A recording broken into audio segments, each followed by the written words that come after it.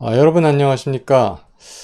솔리드 글로리아 제너럴 케미스트리 제20장 강의입니다. 챕터 20 뉴클리어 케미스트리 핵화학입니다. 그래서 두 강으로 할 텐데 오늘 첫 번째 강의입니다.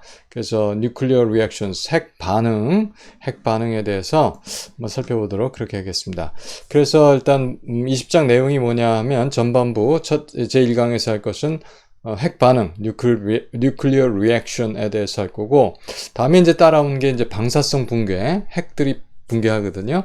그래서 그 방사성 붕괴와 또 각 핵의 안정성, 그런 문제를 다루겠고, 또 그 방사성 디케이, 방사성 붕괴의 속도론을 이렇게 다뤄보도록 할 겁니다. 그 다음 강의에서는 이제 핵 에너지에 관한 이야기예요. 그래서 그 핵 반응에 수반되는 에너지, 그리고 두 가지 형태를 띠거든요. 핵 안정성 때문에. 그게 어떤 것이냐면 뉴클리어 퓨전, 이거는 핵 분열, 뉴클리어 퓨전은 핵 융합, 그렇습니다. 그리고 이제 우리가 상식적인 면에서 레디오 액티비티, 다시 말해서 이 방사능에 우리가 노출이 되는데, 그 노출되는 정도, 또 방사능의 어떤 그 세기를 나타내는 그런 단위들에 대해서 신문 뉴스에서 가끔 나오기도 하니까 좀 알아보도록 상식적으로 그렇게 해서 이제 강의를 마무리 짓도록 하겠습니다.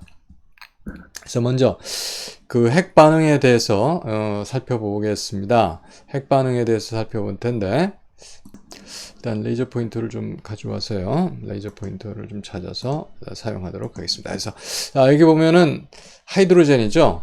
이것을 보면 우리가 어떻게 배웠냐면은 원소 기호를 적어요. 그리고 왼쪽에 아래 첨자로 원자 번호, 왼쪽에 위 첨자로 질량수라고 그랬어요. 질량수는 중성자 수 더하기 양성자 수. 여기는 양성자 하나밖에 없으니까 질량수가 1입니다. 그래서 이것을 우리가 하이드로젠 또는 보통 수소 원자 이렇게 이야기하고요. 여기서 이제 수소 원자 핵을 나타내는 겁니다.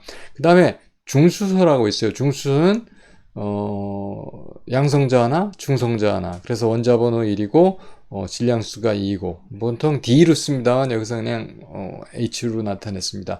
그래서 하이드로젠하고 듀테리움이라고 하거든요. 중수소 반응을 했어요. 그랬더니 헬륨 원자 핵이 만들어졌는데, 이 헬륨 원자 핵에는 양성자가 2개 있었죠. 그리고 중성자가 하나 있었죠. 그래서 3.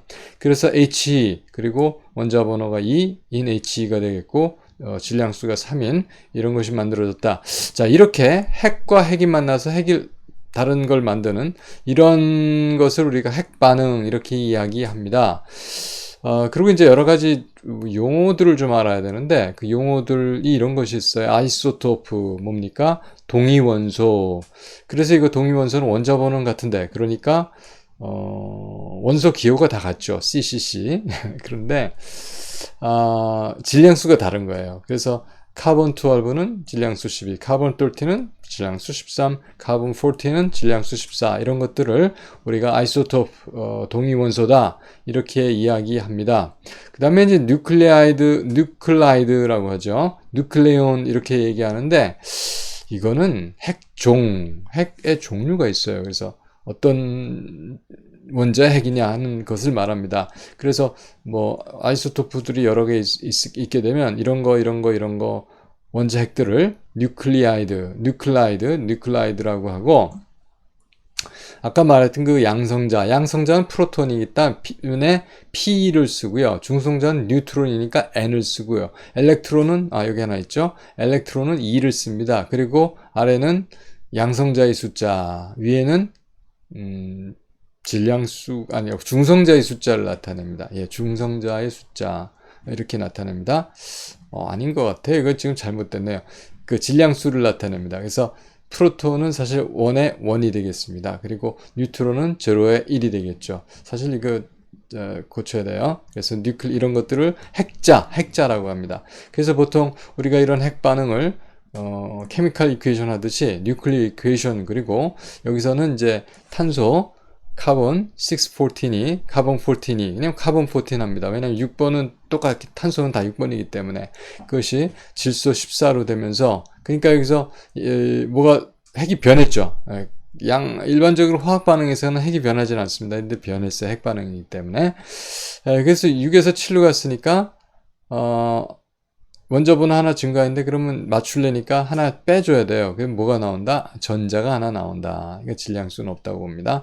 그래서 이런 핵 반응식을 쓰면 균형을 잡는다 할 적에요. 어떻게 맞추냐면 일단 밑에 있는 그 아토믹 넘버가 다 양쪽이 같아야 돼요. 합이. 그래서 6, 왼쪽이 6이죠. 오른쪽이 7 빼기 1이니까 7 플러스 마이너스 1이니까 그러니까 6이죠. 그 다음에 양성자는 위에 14, 여기 14 플러스 제로니까 14. 그래서 질량수가 다 맞고 또 양성자의 숫자가 다 맞고 원자 번호가 다 맞고 이렇게 해서 뉴클리오 이퀘이션을 우리가 균형 잡을 수가 있다 이런 말씀입니다. 그 다음에 이제 저희가 할 것은 레디오 액티비티에 대해서 좀 살펴보도록 하겠습니다. 레디오 액티비티, 방사능 이렇게 얘기하죠. 그래서 보통 이 방사능이 있으면 아무래도 노출되면 안 되기 때문에 그리고 이게 납으로 차폐가 됩니다. 그래서 레드 블락이에요. 그냥 얇은 납으로 싼 것이 아니라 그 납으로 블락 벽돌처럼 두껍게 만들어 가지고 그 안에 이 방사능 물질을 적재를 해둬요. 그리고서 이제 극판을 설치하고 마이너스 극, 플러스 극을 이렇게 걸어줍니다. 그래서 여기서 이제 방사성이 나오는 걸 검출하려면은 디텍터가 있어야 되죠. 여기서 이제 징크 설파이드 코티드 스크린, 보통 이제 포토그래픽 필름 같은 거 써도 됩니다. 이렇게 놓으면 방사성이 나오면 어떻게 했어요? 방사능이 나오면 여기를 부딪히게 되면 여기에 이제 이렇게 표시가 되는 겁니다. 그래서 보면 어떤 거는 마이너스 극 쪽으로 휘는 것도 있었고 어떤 거는 플러스 극 쪽으로 많이 휘죠. 상당히 엄청나게 많이 휘는 겁니다.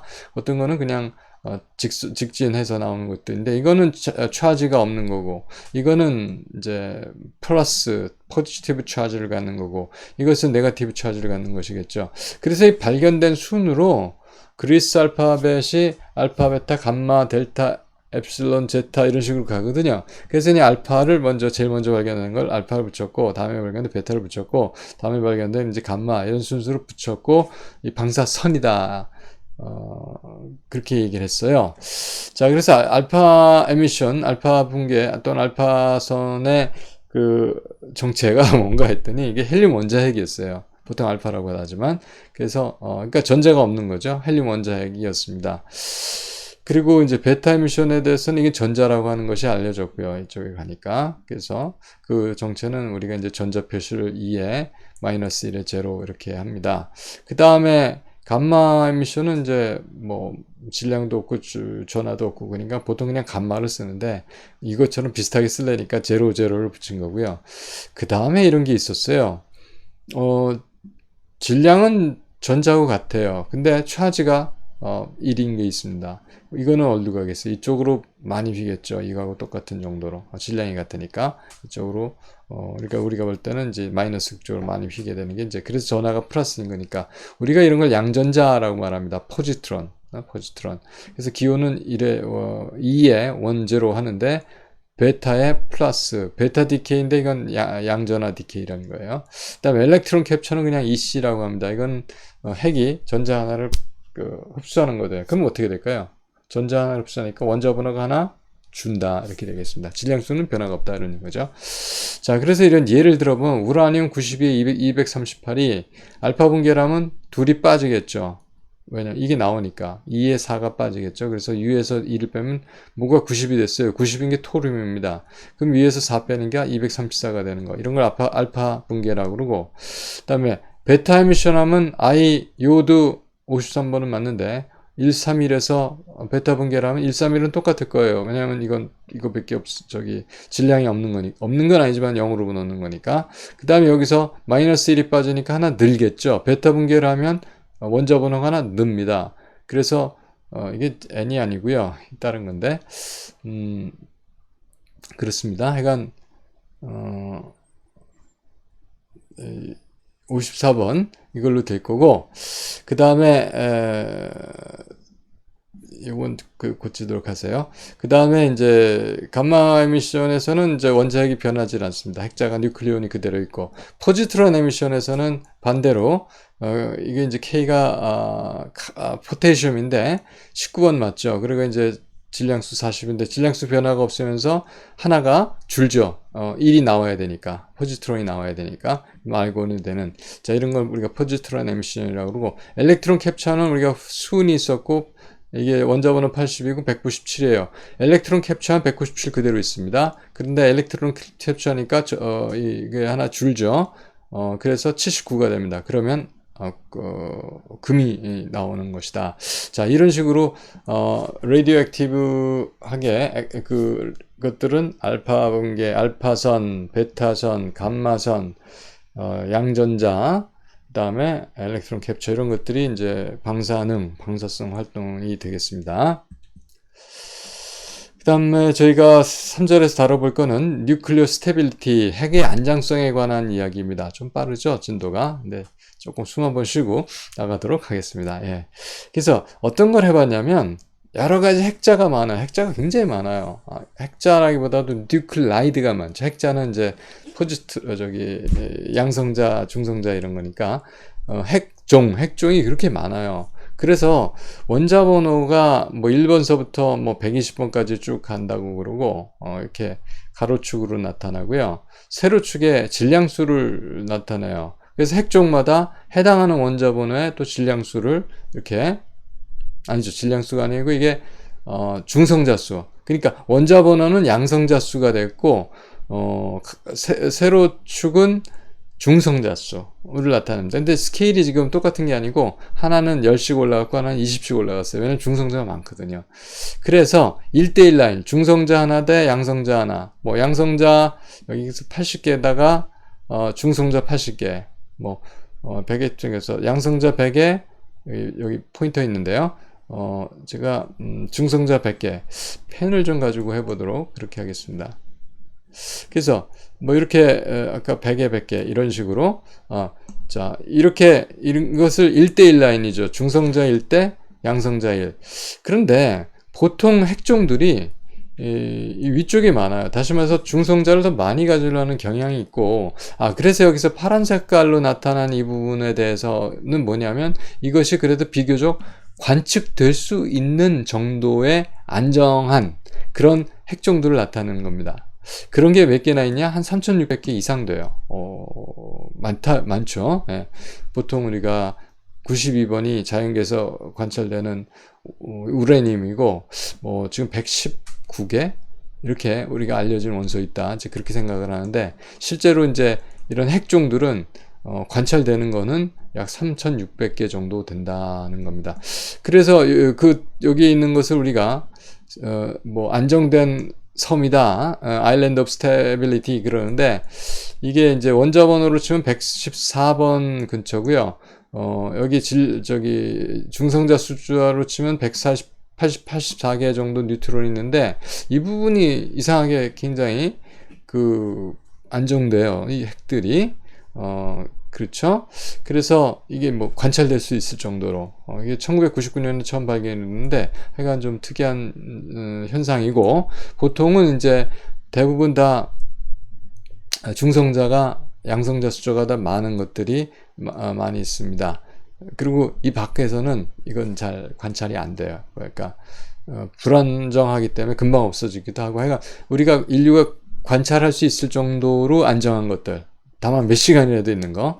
그래서 예를 들어서 92번 이하는 보통 자연계에 나타나는데도 불구하고, 테크네슘 43번이라든지 프로메슘이라는 61번이라든지 이런 것들은 잘 관찰이 안 됩니다. 금방 붕괴하기 때문에. 그리고 분명히 87번 프란슘이라든지 85번 아스타틴 이런 것들은 관찰이 돼야 되는데 너무 귀해요. 지구상에 몇 그램밖에 없어요. 뭐 그런 식으로. 그래서 이런 것들은 이제 실제로 안정한 거지만 관찰이 되질 않고, 잘 없고, 불안정해서 관찰이 안 되는 이런 것도 있습니다. 그리고 이 안에 3,600개 중에서 방사능을 갖지 않은 거, 그러니까 안정되다는 얘기입니다. 붕괴하지 않는다는 거. 그것이 264개가 있다. 자, 이런 말씀입니다. 이렇게 말씀드리고요. 자, 그래서 다음 슬라이드 가겠습니다. 여기에 대해서 이제 이러한 마찬가지 또 같은 다이어그램인데, 여기서 아는 거는 뭐냐면은 보통 중성자 수가 양성자 수보다 많다. 그래서 양성자 수가 많은 경우는 참 드물다 하는 얘기고요. 뭐 그 중에 제일 많은 게 뭐 꼭 중성자 수가 없는 게 있죠. 프로톤. 그리고 수소죠. 수소가 많아요. 그것만 말고 그거 수소를 제외하면은 대부분 중성자 수가 많다. 이렇게 알아두시면 되겠습니다. 그리고 이 양성자가 많아질수록, 다시 말해서 원자 번호가 증가할수록 그 NG 레이쇼예요. 다시 말해서 이게 뭐냐면은 양성자, 중성자 수 대 양성자 수의 비, 이게 좀 커진다. 그런 걸 알 수 있고요. 그리고 원자 번호가 83번 이상이 되면은 일반적으로 불안정하다 하는 거죠. 그리고 그 보통은 그 양성자 수가 짝수인 게 양성자 수가 홀수인 것보다 월등히 안정되다 하는 얘기고, 그 다음에 보통 많은 종류의 이렇게 3600개 관찰된 핵종들이 짝수 양성자, 짝수 중성자를 갖는 게 많더라. 이런 정도를 저희가 이 핵종들에 대해서 관찰한 그런 이야기가 되었습니다. 그런데 왜 어떤 핵종들이 안정한가 하는 거를 좀 자세히 좀 봤습니다. 왜냐하면 그것들이 어떤 식의 거동을 하는지를 보고 그런 걸 이제 좀 가늠을 해보는 거죠. 그래서 잘 봤더니 약간 띠가 있었잖아요. 그 띠에 원자번호 65번부터 80번까지를 이제 여기다 표시했는데 어떤 거동을 하는지를 표시했습니다. 그래서 베타 에미션 하는 것들이 위에 좀 많고요.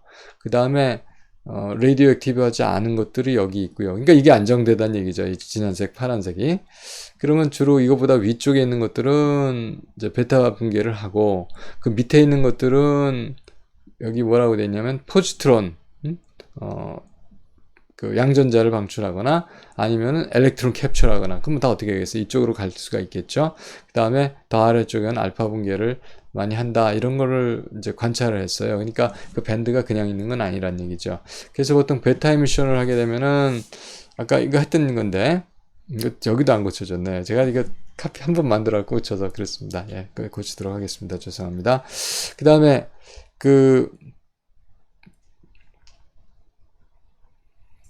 그리고 이게 아마 제 생각에는 54번이면은 크세논 되나요? 네, 크세논. 네, 크세논 진한일 거예요. 제 생각에.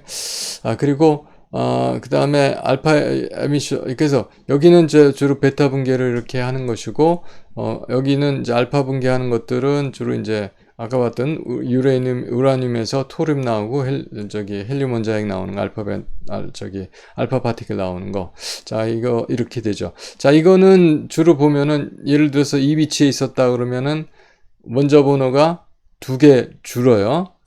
그래서 1, 2 이렇게 떨어지고, 그 다음에 4단계 내려가죠. 이렇게. 그래서 이렇게 진행을 하는 거고요.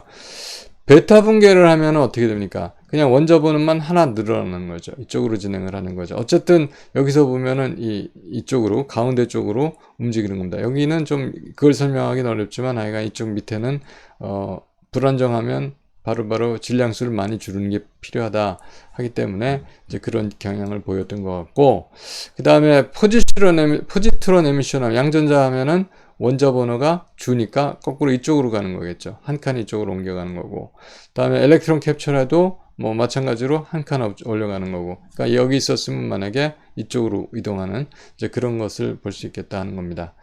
자, 그 정도로 해서 우리가 뉴클리어 스테빌리티 알아보고, 근데 이렇게 방사능이 붕괴되더라도 한 단계만 일어나는 건 아니고요.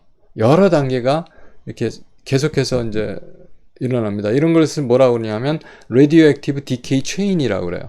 그래서 하는데 여기 플루토늄 239, 여기다 이제 첨자로 안 쓰고 보통 PU 그리고 하이픈하고 239 이렇게 씁니다. 그래서 플루토늄 239가 레드 납 207번으로 붕괴하는 겁니다. 그래서 여기서 보면 여기서 플루토늄 239 위치가 여기 질량수 239에다가 원자 번호가 94번이에요. 그래서 여기다가 알파 붕괴, 그럼 원자 번호가 2개 내려가고 질량수가 4개 내려갔죠. 그래서 베타 붕괴, 또 알파 붕괴, 그리고 이제 베타 분계하니까 하나 원자 번호만 늘어나고 또 알파 분계, 베타 분계, 알파, 알파, 알파, 베타, 알파, 알파, 베타 해서 최종적으로 PB 207번이 되는 이런 식으로 알파, 알파, 베타, 알파, 베타, 알파, 알파, 알파, 베타, 알파, 알파, 베타 이런 식으로 그 방사능 분계가 꼬리에 꼬리를 물고 계속해서 일어나는,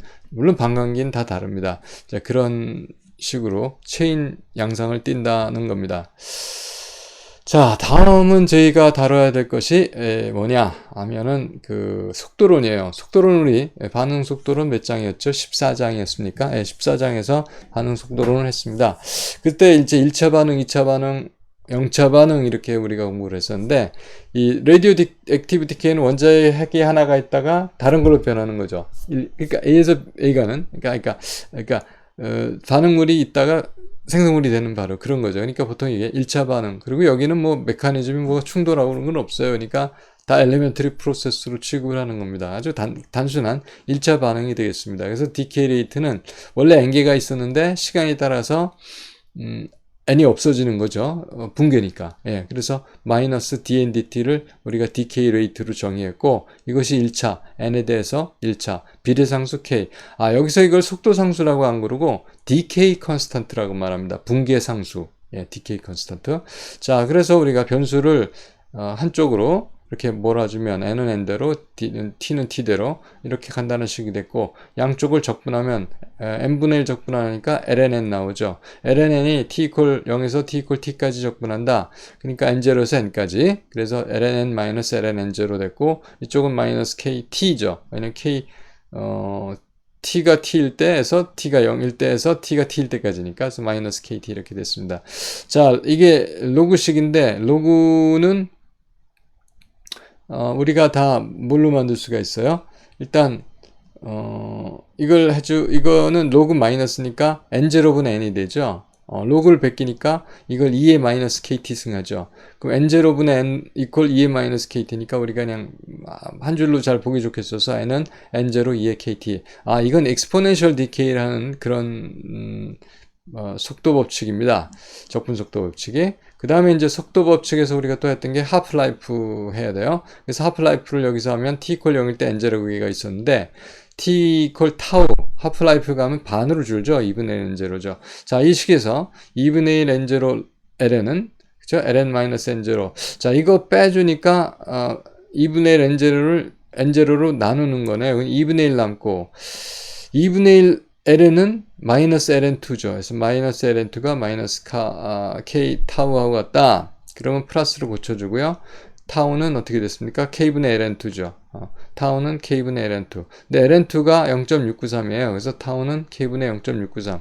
또 k는 타우를 알면 타우분의 0.693이죠. 이거 바꿀 수가 있으니까 이렇게. 아니면 k는 타우분의 ln2 이렇게 할 수도 있겠다. 문제 풀 때 이거 아셔야 될 겁니다. 문제 바로 나옵니다. 그래서 문제를 두 개만 해볼 텐데, half-life가 P32가 이게 뭐죠? 이거 보통 이제 방사성 동위원소 치료하는데 보통 쓰는 겁니다. 14.26 days예요. 날입니다. 1. 그러면 이제 35일 지나면 얼마나 남아 있을까? 그럼 처음에 1이었으면 몇 퍼센트 남아있다, 이런 식의 답을 요구하는 겁니다.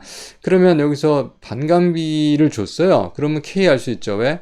하면 K는 조금 아까 말씀드린 대로 반감기분의 0.693.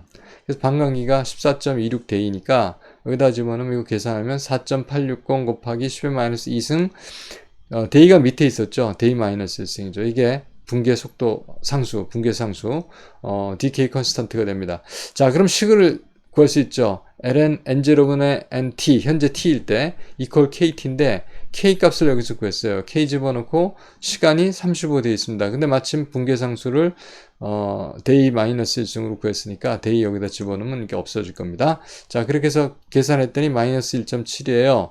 그럼 1.7은 어떻게 됩니까? 2의 마이너스 1.7 하면은 값이 나오죠. 그게 n0하고 nt의 비입니다. 그러면 0.183 남았다는 거니까 18.3%가 35일 후에 남아있겠나요? 이렇게 해서 문제를 풀어왔습니다. 간단한 문제긴 한데 속도식을 이용해서 푸는 문제입니다. 요건 조금 복잡하면서 좀 흥미있는 이야기일 것 같습니다. 연기가 어디로 가는지 알고 싶잖아요. 얼마나 또 오랫동안 그 연기가 체류를 하는지. 그럴 때 이제 방사능 물질이 연기에 섞이게끔 해가지고 같이 그걸 추정을 해볼 수가 있습니다. 그래서 알곤 14, 그러니까 알곤 41, 알곤 41번이 있어요. 이게 보통 여기에 이제 스모크에 같이 이제 떼우면 이제 같이 나갈 텐데, 이게 원래 이니셜 디케이 레이트는 그 분당 34,500이에요. 분당 34,500입니다. 이게 처음에 그렇다는 얘기죠. T콜0에서. 그런데 이게 75분 지나니까 21.500, 그러니까 21.5, 컴마니까 21,500 DK예요. 그러면 이것의 반감기가 얼마겠냐 이런 거죠.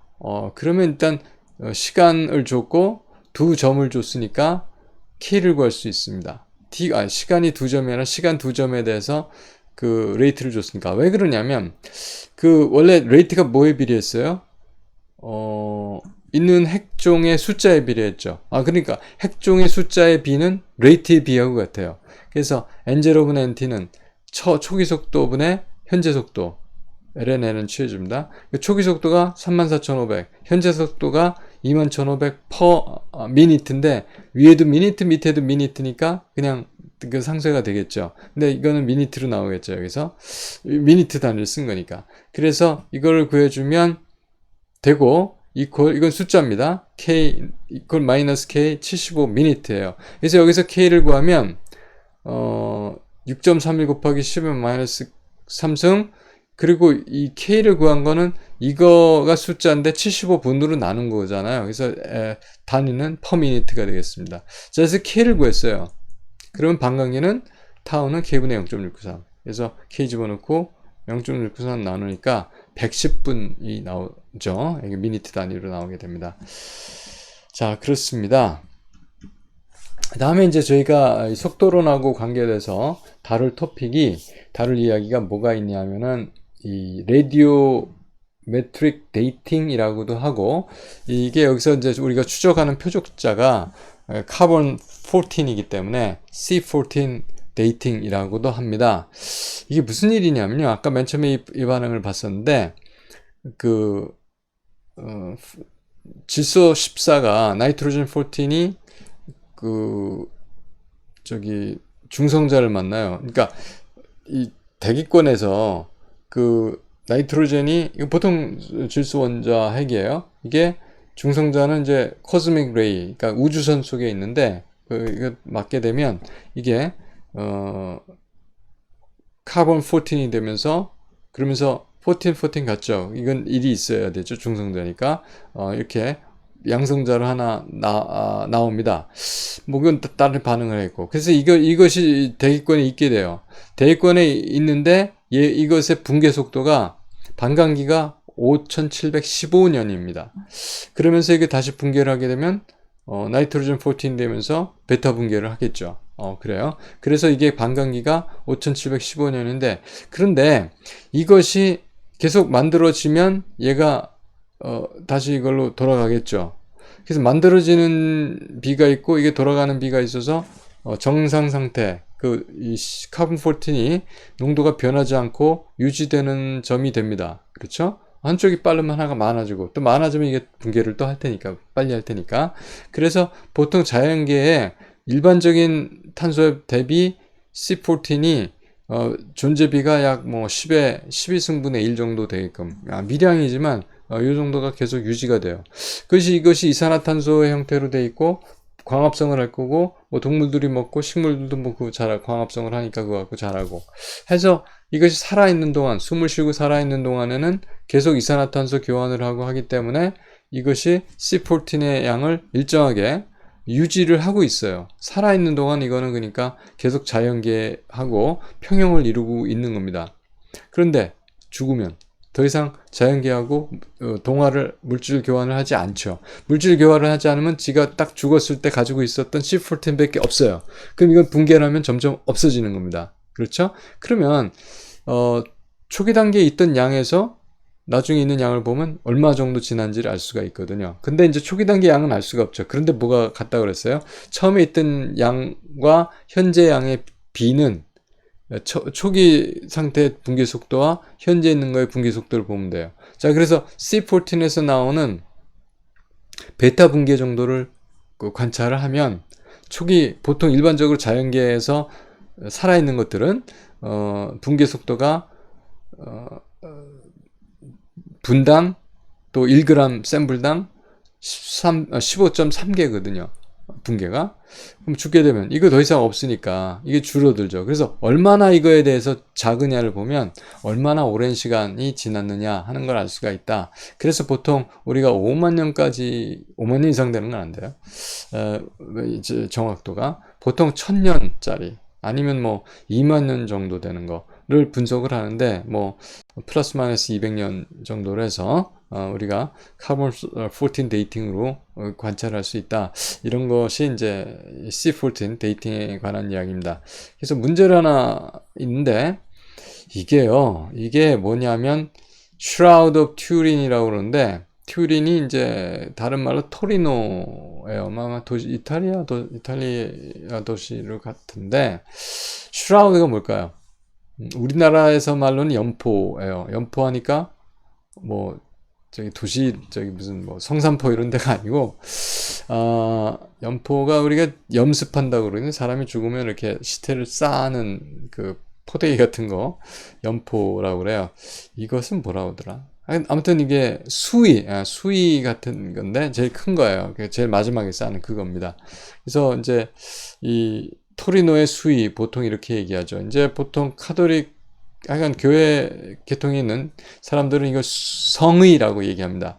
어쨌든 이것이 있어요. 그래서 이거를 이제 탄소 C14 연대 측정을 해봤습니다. 그랬더니 1988년에 이걸 했어요. 그랬더니 이 디케이 레이트가 14.2 디케이 per minute예요. 1g 샘플당. 그래서 그럼 이게 몇 년 된 거냐 이거죠. 일반적으로 이거는 15.3이라고 했습니다. 살아있으면. 그래서 이것이 진짜겠느냐 하는 걸 물어본 거죠. 진짜라고 하는 건 예수 그리스도께서 이 십자가에 못 박혀 이제 죽으시고 이제 장사됐을 때 이제 그때 덮었던 수위가 있거든요. 이제 그걸 거냐 하는 질문이에요. 근데 그걸 거라고 사람들이 믿고 있어요, 이게. 그래서 탄소 연대 측정을 해봤습니다. 그래서 C14의 해프라이프는 아까 조금 아까 본 대로 5715년이다. 그러면 반감기가 5715년이니까 K를 구할 수 있죠. 있습니다. 네, 그래서 0.693을 타우로 나누니까 1.213 곱하기 10^4승 per year예요.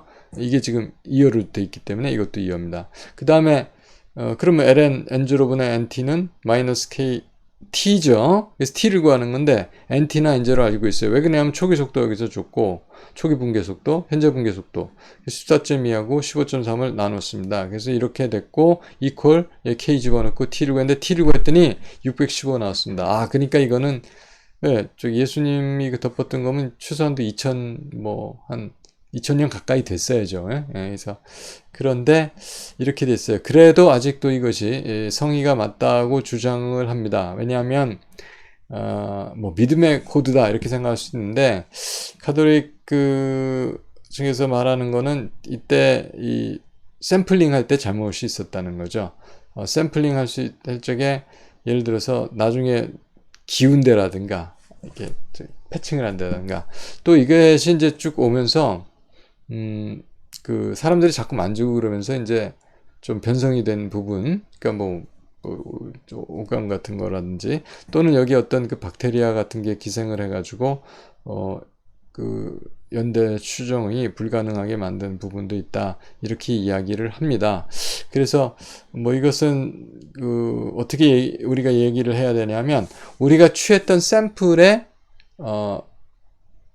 탄소 연대 측정 결과는 이거죠. 전체가 다 한 건 아니니까. 그래서 뭐 샘플링을 조심해서 뭐 여러 군데 모 집단 표본을 택해갖고 또 그 박테리아의 말하자면 그 교란 그런 정보를 좀 보정을 해가지고 하면 좀 더 우리가 확실한 연대를 알 수 있지 않을까 이제 그렇게 생각을 합니다. 자, 이렇게 해서 좀 이상한 얘기를 했습니다만은 책에 나왔던 문제 같아요. 예. 이렇게 해서 제1강을 마치도록 하겠습니다. 여러분 수고 많이 하셨습니다. 예, 감사합니다.